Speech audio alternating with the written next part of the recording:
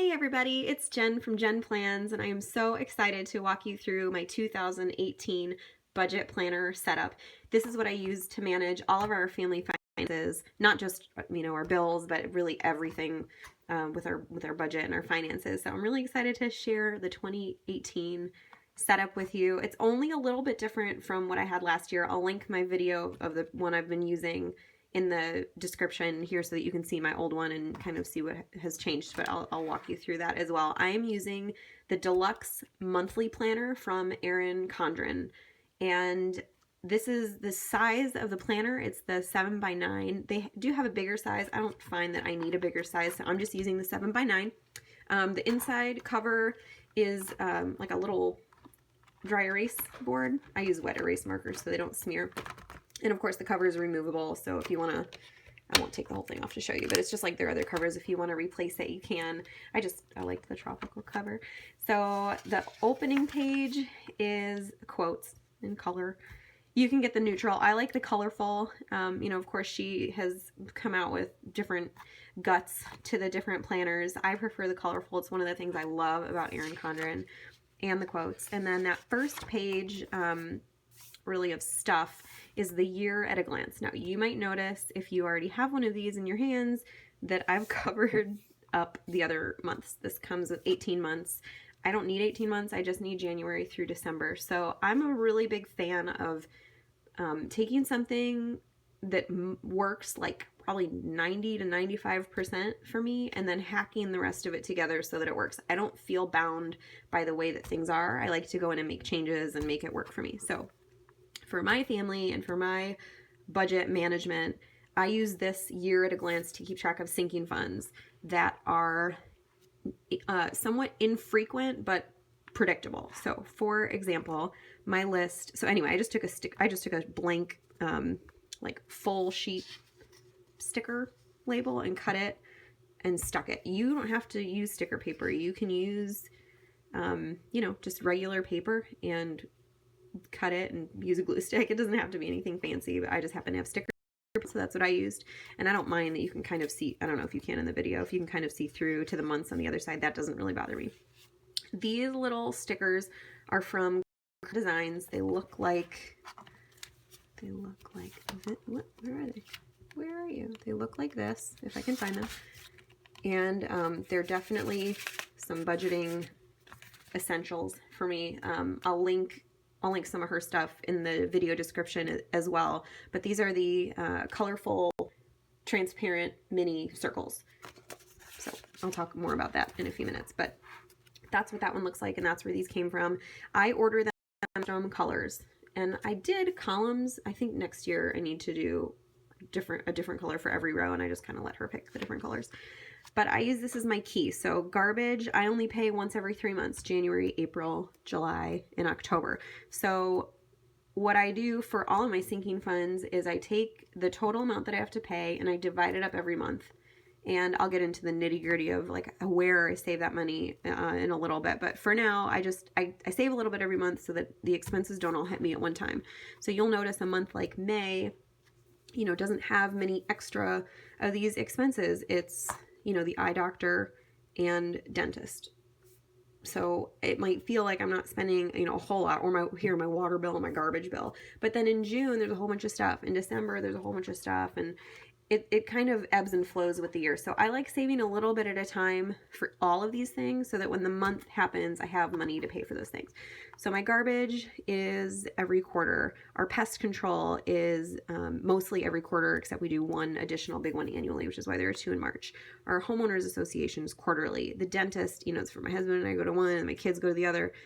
The car insurance we pay every 6 months because we get a better rate if we do it that way. We get some savings. So car insurance is expensive, so we save a little bit every month so that when that 6th month comes up, like right now ours is due in January. We haven't been saving for that for the last 6 months. That would feel like a big hit, but it's not, because we save a little bit. We just take that amount and divide it by 6, and that's how much we kind of set aside every month.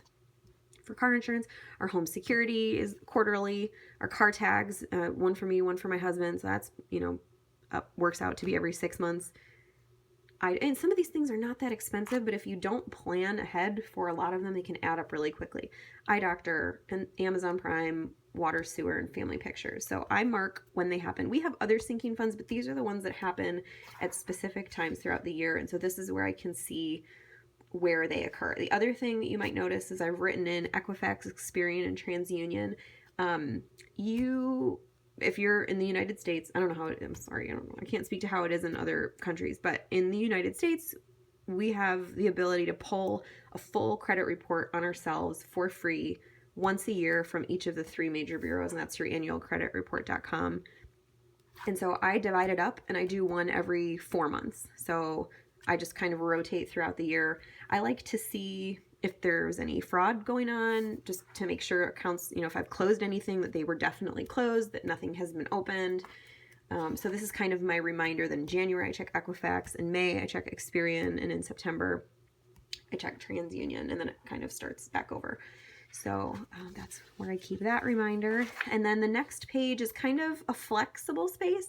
I love that they include flexible spaces, and that to me is anything that is kind of loosely structured, but you can fit it to whatever you want. So I put months in, January through December, and I use this spread to keep track of big things that are happening in certain months that aren't like annual or regular expenses that always happen at the same time on a predictable schedule. So for example, January, we're taking a little family vacation. In April, my cousin is having a baby shower, and so I'm going to have to travel for that, and so that's going to be an expense that we don't normally have. It'll come out of a travel sinking fund, but that's when we're going to pay for it. May is Go Wild in Austin, so I want to make sure I save up for that. My cousins are all getting together for a big reunion from really all over the world in July, so I would never miss that. I'm super excited about that. So these are things you can kind of see just that pop up throughout the year that are kind of one-time things for the year. Even if they happen, every year, it's still, might be a different point throughout the year. So I don't put it in my regular sinking fund list. These are just things that come up.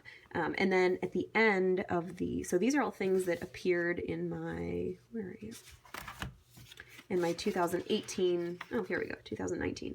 So I'll start prepping if I find out that someone's getting married, or there's a, something that we need to travel for or be there for. Whenever something big gets planned for the following year, I put it here so that I know budget-wise, okay, I have this big thing coming up and I need to prepare for that. So that is kind of this flexible space. I hope that makes sense. And then I haven't done all the months. I'm going to show you an example of one month, and then I'll go through the back of it. So this is January. So every month in the monthly, I'll go to a blank month so that you can see. Every month in the monthly deluxe planner, you have a dot grid sheet prior to a quote page for the month. So these are March colors. So this is a dot grid page for March, a quote page. You get a monthly calendar spread, and then after the month you get 2 pages. This is subdivided into 5 sections, and then this is, I think they call the productivity notes page, and then it starts over for the next month. So 1 month is dot grid, quote page, monthly layout, and then these 2 pages. So that's 1 whole month.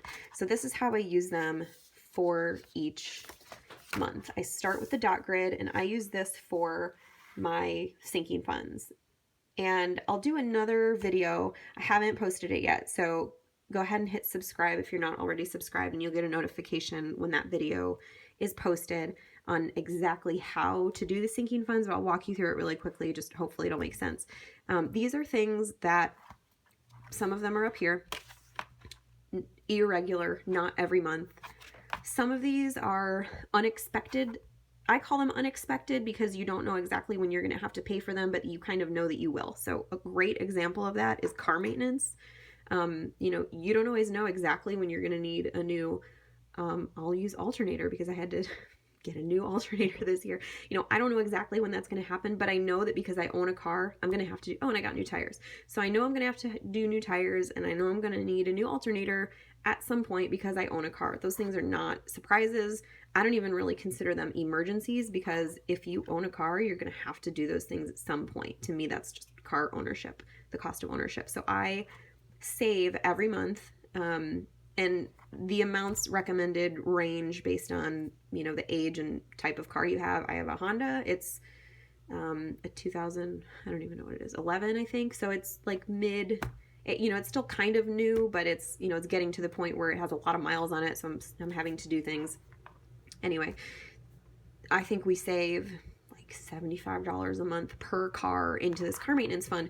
And sometimes it sits there for a year and then we have a lot hanging out there. But when I needed new tires, to be able just to say, oh, yep, I have, you know, here's my balance that I have ready for that. And I just sweep it into my regular checking account. I keep all of the sinking funds in a separate checking account. I don't keep them in a savings account because a savings account will charge you a fine. There's like a federal fine that you have to pay after 6 transfers out. If you're doing online transfers, I do everything online. I very seldom go into a bank. So if you're doing online transfers, you can only do 6 of those per month. So I keep this in a linked checking account separate from my regular checking account. And then when I go to the dealership, I just pull it up on my thing. I do the electronic transfer out of my car maintenance fund, and then I swipe a debit card.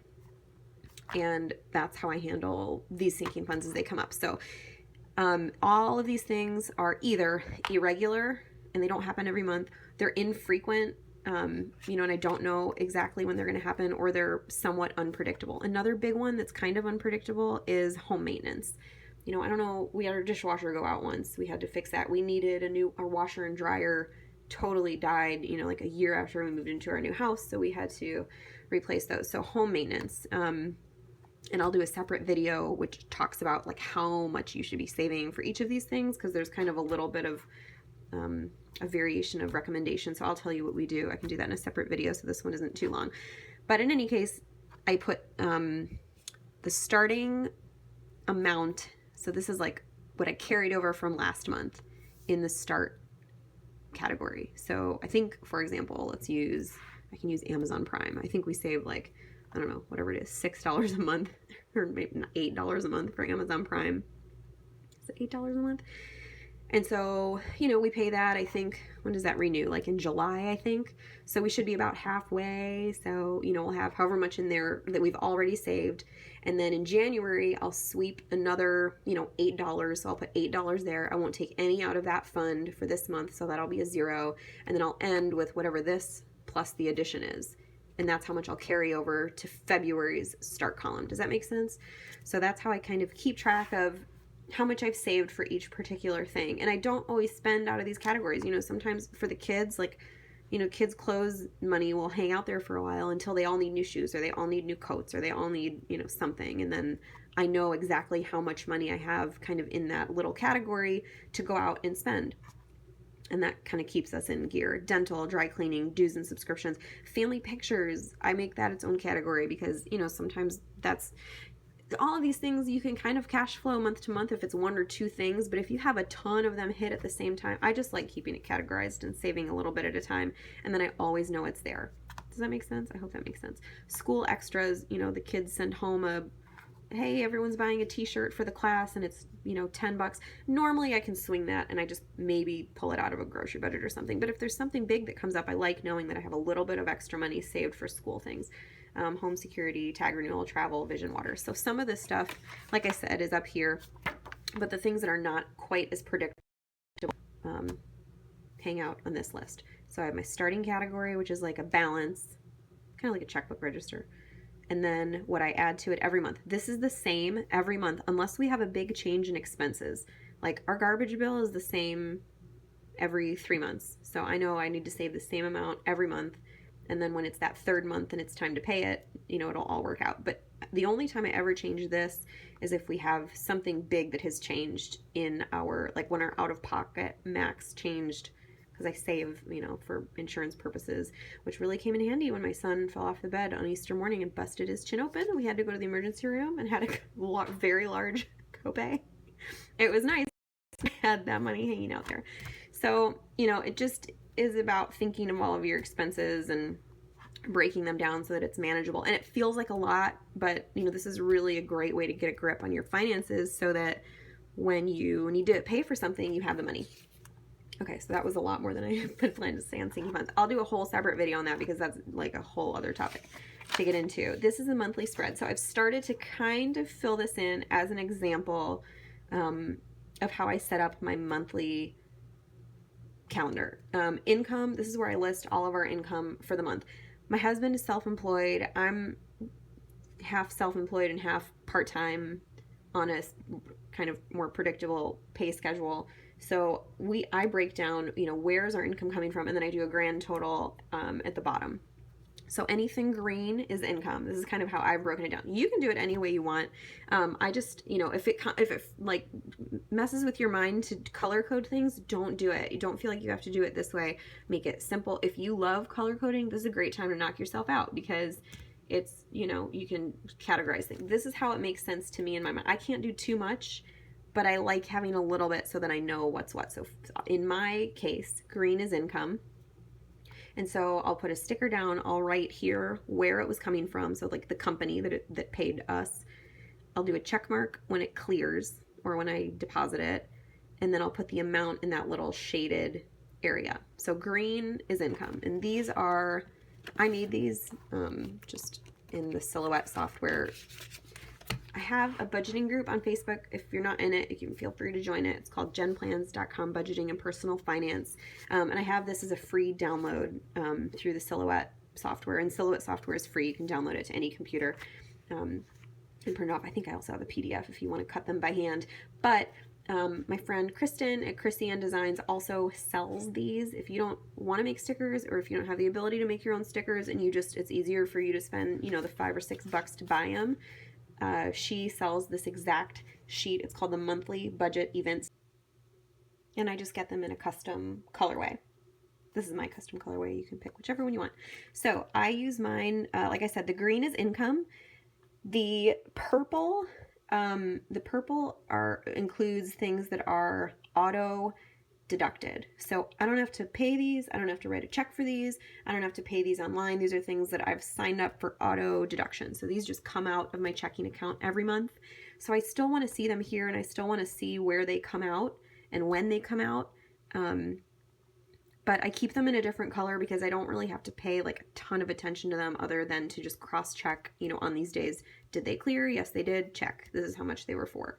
So they're all a set amount every month. It's a mix of our minimum payment for a student loan, some life and disability insurance, my cell phone, and our giving to our church is just the same every month. So that's purple. Anything I do in pink is something that I physically have to do that's outgoing. So I do pink for my cash. I take cash out every Saturday. That's like my cash day. And I do cash for dining out, groceries, and then just like small pocket money for my husband and for myself. We have the same amount every week that we take out. So I just go to the bank every Saturday morning, take the cash out, divide it up, and we're on our way. So that's how we do the cash. But that's every Saturday. That's something that I have to physically go do or pay. And then the mortgage, for example, I pay online. I don't take cash out for everything and then, pay cash for everything. I just use it for areas that I'm more prone to overspend in, which is food always. Maybe it's something else for you, but for me it's food. And then everything else that's in pink is usually a bill, something that I have to pay, whether it's online or I send a check in.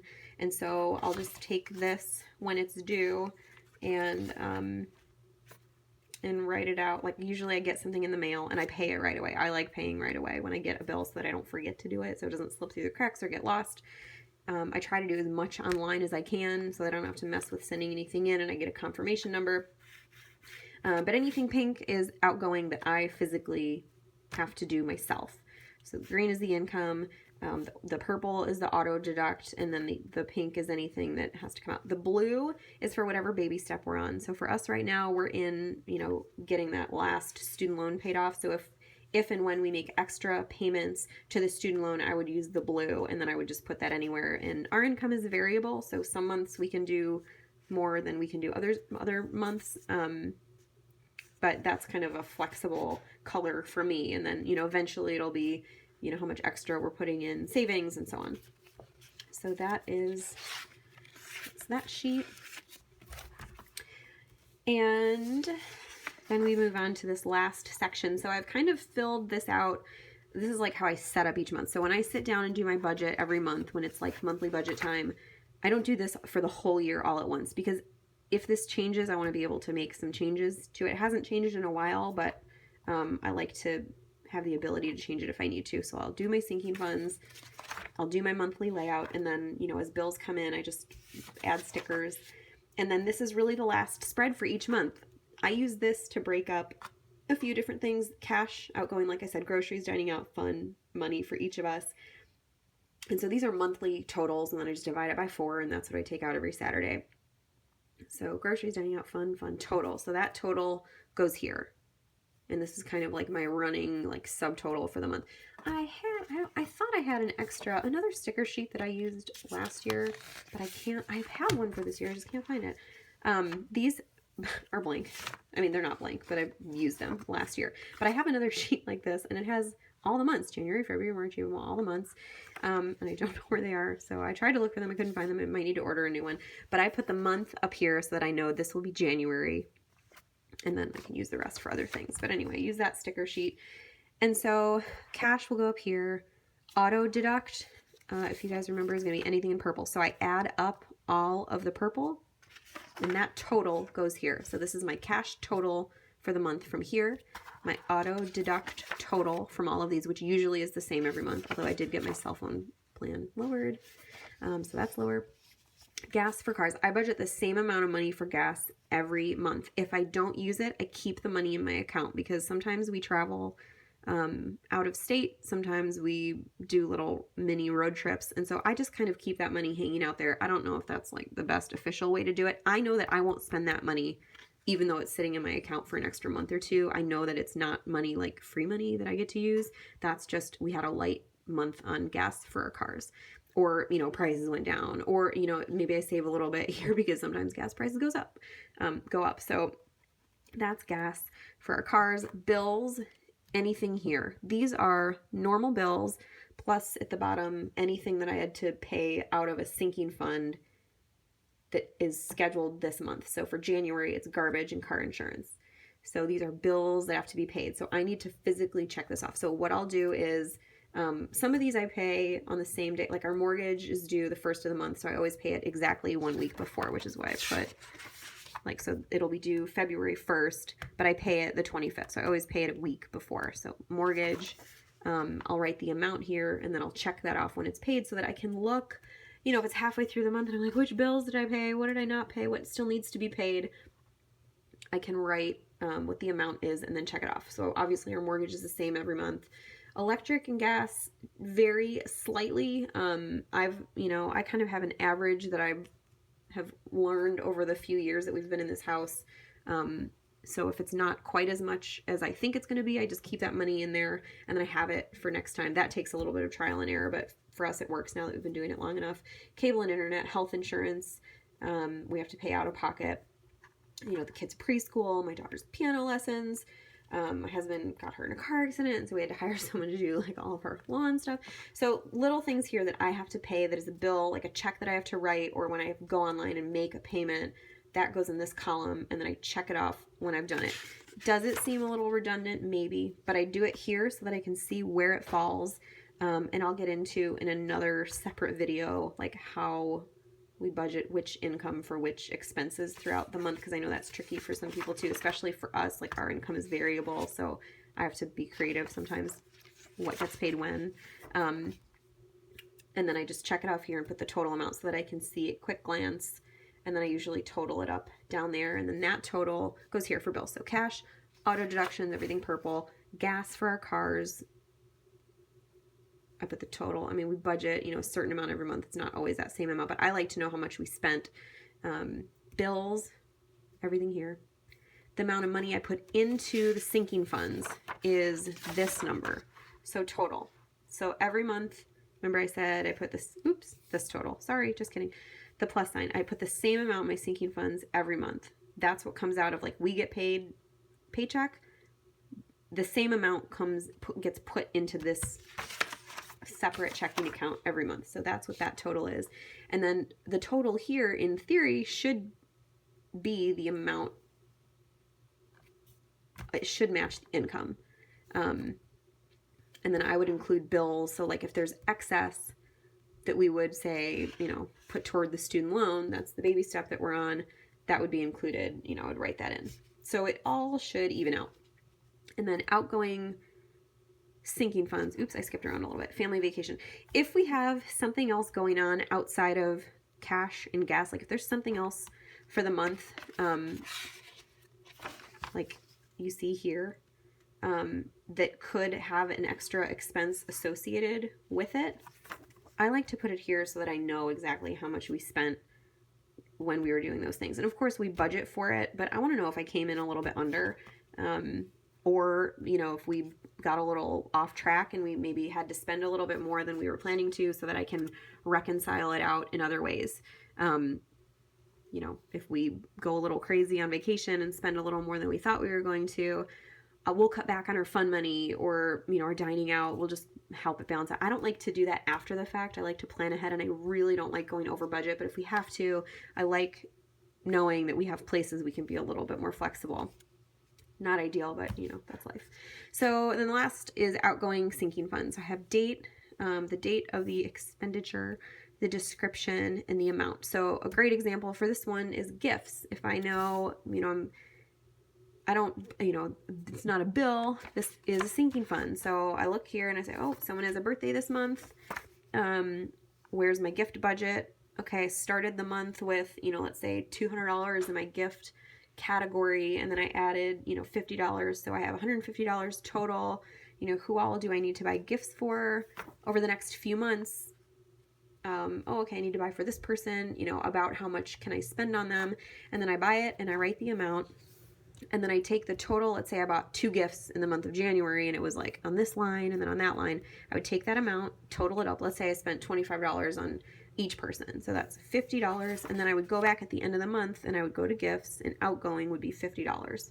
So I would start with, what did I say, 150, and then I would add 50, which would be 200, and then I would spend 50. So then I'd be back at 150. Does that make sense? That's kind of how it sounds. I feel like when I say it, it sounds complicated. It totally makes sense in my head. But that's how I keep track of everything, to make sure that we don't go over what we've kind of allotted to spend. And I feel really good about it. Then I don't have to stress about going on a little family vacation. It's not a huge vacation. You know, we don't really do a ton of those, but I like knowing that I have money saved for the things that I want to do, so it doesn't stress me out or take away from the things that we absolutely have to do. So that's the month. And then, so the total into the sinking funds, I think we talked about that. I don't really reconcile, like once the money goes into the sinking fund account, it becomes like its own thing. Like I don't pay for these things out of monthly income. It has like its own fund. Does that make sense? I hope this is all making sense to you. It makes sense in my head, but I've been doing it for a long time, and it's like my own little method, so I hope I'm not confusing anybody. So then, of course, you know, all the months go through and kind of do the same thing. Like I said, I sit down and do this every single month. I think it's incredibly important to do one every month. And so there's a blank dot grid notes page after December 2019 we talked about. So this is where I'll put anything, like if someone decides to have a wedding and we're gonna have to make a trip out of it, that will go here for 2019. The baby steps, this is kind of what we follow, the Dave Ramsey baby steps. If you're looking for a method, highly recommend Dave Ramsey.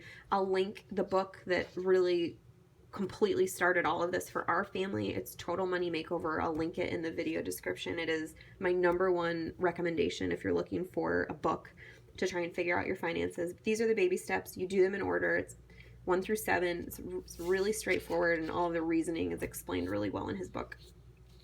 And then next is inspiration. I just like reading quotes, so I found some of my favorites and I wrote them in here, and I like looking at them. They get me motivated.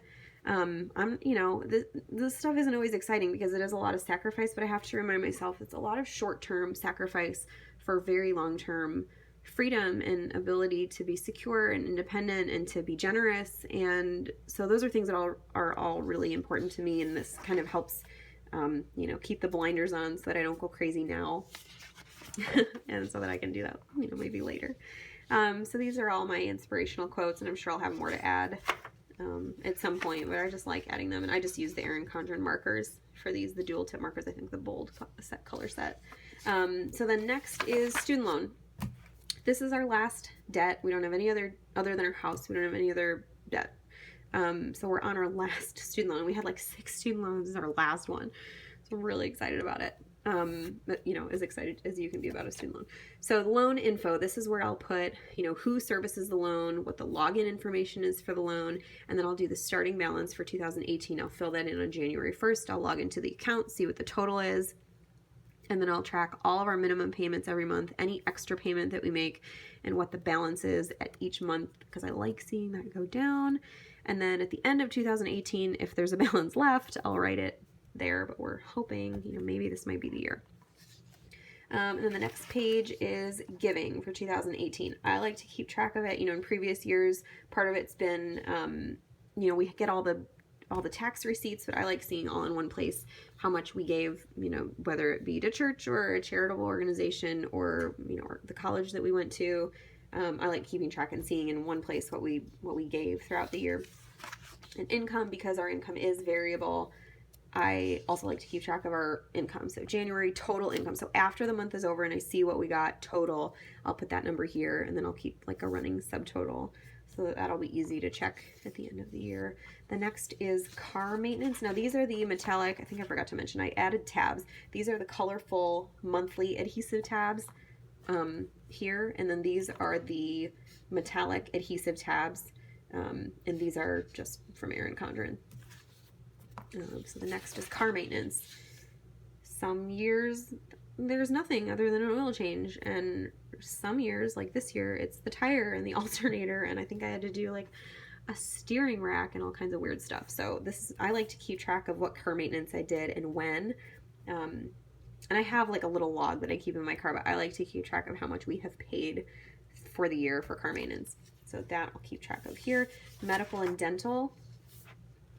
You know, potentially for tax purposes, but also, you know, if that's something you can deduct, but also just because I like to see how much we spend on medical and dental for the year. There are 5 of us, and those can really add up in terms of costs. And then the last one that I like to keep track of is home maintenance. If we had to replace anything big, if we did any, you know, mini, not like really renovation, because we're not really doing any of that, but if we kind of update a space in our home, if we buy new equipment, like we had to buy a new ladder, you know, so we got a new ladder. So that kind of stuff I like to put in a home maintenance section. And that's pretty much it in terms of what I'm like specifically tracking. And then I use the rest of the notes pages throughout the year just kind of as like scratch sheets. I really like to see, you know, like, oh, if we add an extra like $200 to the loan this month, you know, or every month, how much sooner can we pay something off, and then write out goals, or, you know, just keep track of, you know, if we pay this much a month, this is when we can have it paid off. But I like keeping track of that in the back. So kind of scratch pages or extra goals, or, you know, if anything else comes up that we need to be saving toward, I can do that in the back. And then of course, in every Deluxe monthly planner, you have 2 sheets of these stickers. I've used one of them. And then you have the pocket in the back, and there's like a bigger pocket and then a smaller pocket, and then the inside cover. And here I keep all the stickers that I use regularly. I usually keep like, I don't know, 5 or 10 of these in the back at a time. And then I always keep, even though kind of once I do this, I'm done. If I could go back and do this over again for next time, I'm going to do them this way so that I have more colors, because my list is growing. But like I said, these are the Krissyanne Designs transparent mini circles in a custom colorway. These are the monthly budget event stickers in a custom colorway. These are the metallic monthly stickers from Erin Condren. So I'll write everything that I use in the video description, but I just keep all of this back here. It's not very bulky. And then I use my ruler in the very beginning, and that's pretty much it. I hope that wasn't like too, I know I jumped around a lot and my system can be a little bit more complicated, but I hope it made sense. If you have any questions, please leave them in the comments. I do have I think at least 2 more videos coming. One will be like exactly how to do sinking funds, because I think that like this whole process, like how does this work and how does it play in with this, can be confusing to people, or sometimes you see it and it clicks a little bit better than if you read about it somewhere. So I'll be doing a separate video on sinking funds, and then I'm also going to be doing another video on how to create your budget, and then like how to make it work in the month. So like, let's say you get paid, and then what do you do? How do you know what to pay when? I mean, I know for most people it's pretty straightforward, but sometimes a lot of our expenses are in the beginning of the month. And then how do you also save for sinking funds, and when do you sweep money aside, and when do you know to take cash out, and all of those things. So I want to do separate videos for those because I hope that will be helpful. But if you have anything that you would like to see or questions that you have, please leave them in the comments below, and I will do my best to answer them. You can go ahead and follow me on Instagram. I'm at Jen_plans, and I post a lot of budget stuff there too. So I'm always happy to answer questions, and looking forward to 2018. I hope you guys are too. I'll link everything in the description so that you can check out all the stuff that I'm using. And I think the most important thing to remember is whatever system you use just has to be something that works for you and that you understand and that you feel good about. So always happy to help, and I hope you guys have a great 2018. See you later. Bye.